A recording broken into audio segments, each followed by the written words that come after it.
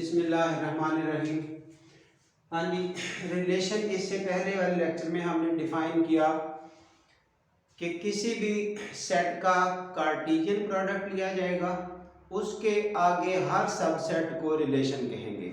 और फिर हमने वहाँ डिस्कस ये भी किया कि कौन सा रिलेशन फंक्शन होगा, कौन सा रिलेशन फंक्शन नहीं होगा।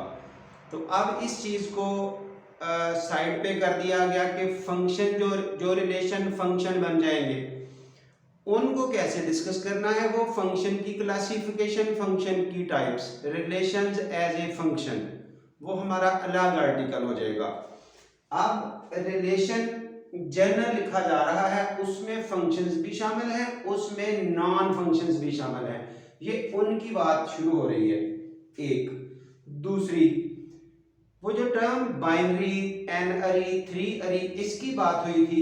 बाइनरी दो डिफरेंट सेट्स के सबसेट को बाइनरी रिलेशन कहते हैं।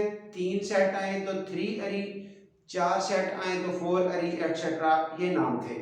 और जब सिंगल सेट आए तो उसको सिर्फ रिलेशन या 1 अरी रिलेशन। तो जब हम टाइप्स ऑफ रिलेशन का आर्टिकल लिखेंगे तो इसमें क्या आएगा? Single set. सो ये देखिए, एक सेट ए, उसके ये एलिमेंट, उसका अपने आप से ही क्रॉस प्रोडक्ट आएगा, कार्टेशियन प्रोडक्ट आएगा। और वो कार्टेशियन प्रोडक्ट ये 16 एलिमेंट्स के साथ लिख दिया गया। ये वही सेट ले लिया गया जो पहले वाले लेक्चर में था, ताकि काम आसान रहे, हमें बार बार इन चीजों को डिस्टर्बेंस में ना पड़ना पड़े। चलिए जी, वो रहा कार्टेशियन प्रोडक्ट ए क्रॉस ए, एक ही सेट पर बात होगी। और अब जरा कंडीशनल रिलेशन की डिस्कशन हो रही है। ये कंडीशनल रिलेशंस क्या है? Right the relation on the set A satisfying.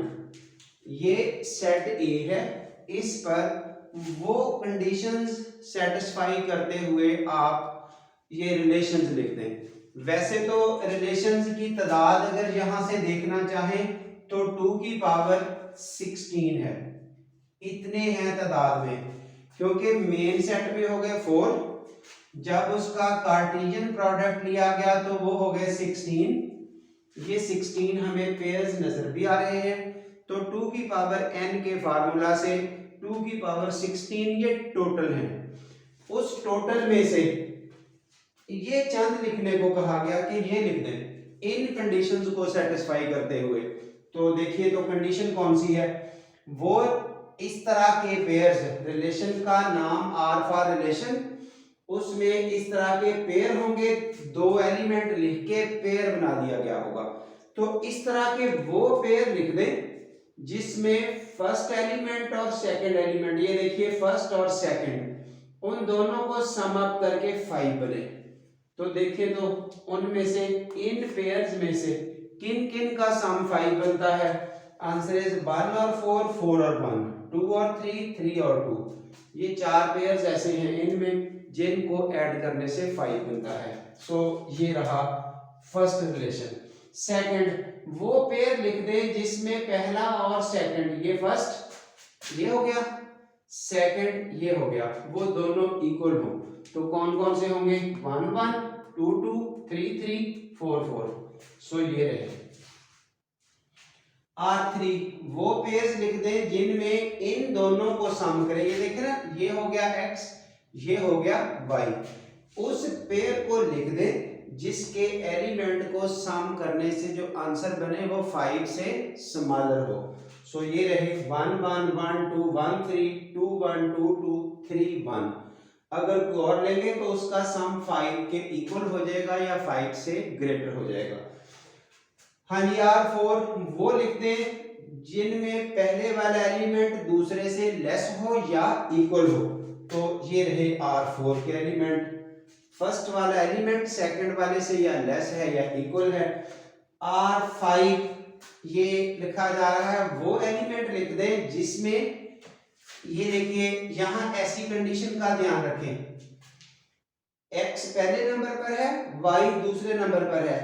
पहले नंबर पर जो भी आप लिखें उस 1 2 3 में से, फर्ज करें आपने 1 लिखा, तो दूसरे नंबर पर क्या है, उस 1 का स्क्वायर करें, जो आंसर बने वो दूसरे नंबर पर आए।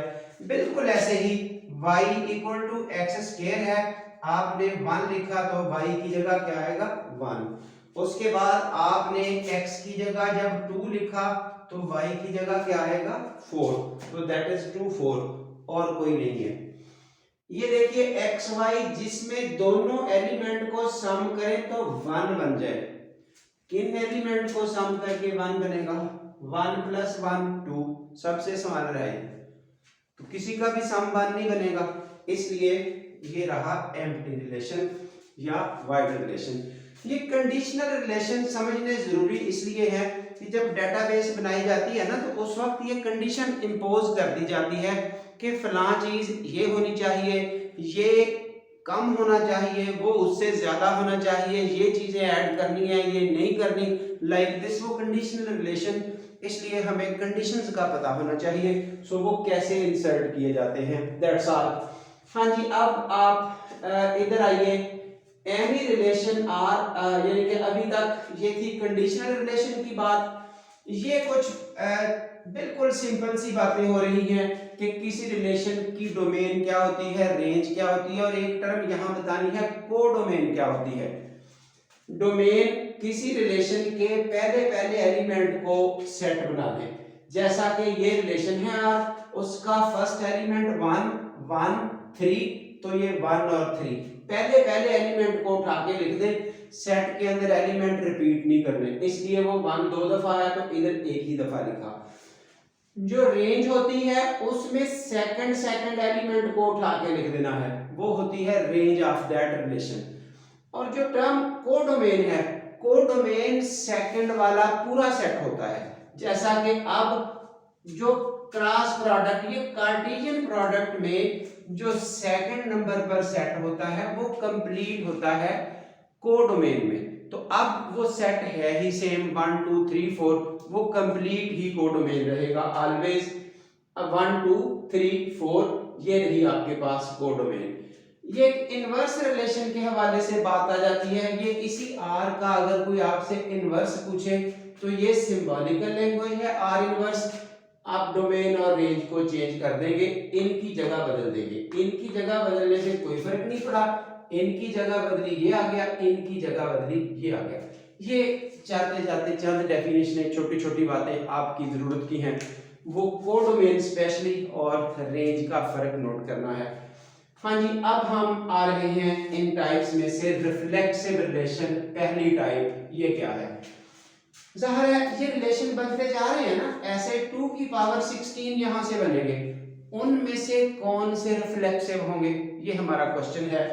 तो definition, any relation R on the set A is called reflexive if a belongs to R for all. ये देखिए ये इंपॉर्टेंट चीज है, for all a belongs to a, यानी कि इस ए का मतलब क्या है, बराबर के एलिमेंट जो यहां आए वही यहां आए, जैसा कि 1 और 1 2 और 2 3 और 3 4 और 4, जो यहां आए वही यहां आए, सेम एलिमेंट आने चाहिए, वो इस रिलेशन के अंदर होने चाहिए। कितने होने चाहिए, तमाम के तमाम, all, for all a belongs to a. हाँ जी, नोट द स्टेप, ये सब के सब जिस में सेम एलिमेंट आ रहे हैं वो सब के सब यहां मौजूद हैं, सो इट इज रिफ्लेक्सिव। ये सब के सब यहां मौजूद हैं, R1 इज रिफ्लेक्सिव। ये कुछ एक्स्ट्रा भी हैं, हमें उससे गर्ज नहीं, हमें उनसे गर्ज है जो हमें चाहिए। 4 हैं, इट्स ओके, बाकी सब हैं, डजंट मैटर। आगे बढ़े, 1 1 2 2 3 3 एक नहीं है, 4 4, इसलिए नॉट रिफ्लेक्सिव, ये रिफ्लेक्सिव नहीं है एक ना होने की वजह से। ये 3 है, हमारे वाला नहीं है 4 4, अगर वो होता तो रिफ्लेक्सिव बनता, बाकी हमें किसी से गर्ज नहीं है। वो 3 तो हैं, कुछ इजाफी दे दिए ये वाले, वो 4 4 तो नहीं है ना जो हमें चाहिए, इसलिए not reflexive. What about wide relation, ये खाली सेट के बारे में क्या ख्याल है? रिलेशन तो ये है नो डाउट, इसको वाइड रिलेशन कहते हैं। ये क्या है? सो आंसर क्लियर हो गया, इट्स नॉट रिफ्लेक्सिव। वजह, उसमें वो 4 पेयर होने चाहिए थे, वो नॉट अवेलेबल। वो एक भी कम होता तो हम कह रहे हैं वो रिफ्लेक्सिव नहीं है, वो तो कोई भी नहीं है, इसलिए नॉट रिफ्लेक्सिव। चलिए जी, जो यूनिवर्सल रिलेशन होगा वो लाजमी रिफ्लेक्सिव होगा, क्योंकि उसमें वो चारों तो मौजूद हैं, बाकी और हमसे मर्जी नहीं है, वो जितने मर्जी हो। एक ये और एमसीक्यू के हवाले से बात हो रही है कि इनकी तादाद का कैसे पता चलेगा। जैसे टोटल की तादाद मिल गई 2 की पावर n के फार्मूले से, तो इनका कैसे पता चलेगा कि ये कितने हैं, रिफ्लेक्सिव कितने हैं। उसके लिए आपको ये फार्मूला लिख दिया है। फार्मूला बनाने का तरीका सबका समझाया जाएगा जिस वक्त हम स्टडी कर लेंगे। ये हमारा पिछला चैप्टर है जो गुजर, यानी कि अभी स्टडी नहीं हो रहा, काउंटिंग प्रॉब्लम्स के हवाले से। जब वो काउंटिंग आ जाएगी उसके बाद फिर ये काउंट करने का तरीका बता दिया जाएगा। फिलहाल आप फार्मूला लिख के काम चलाइए।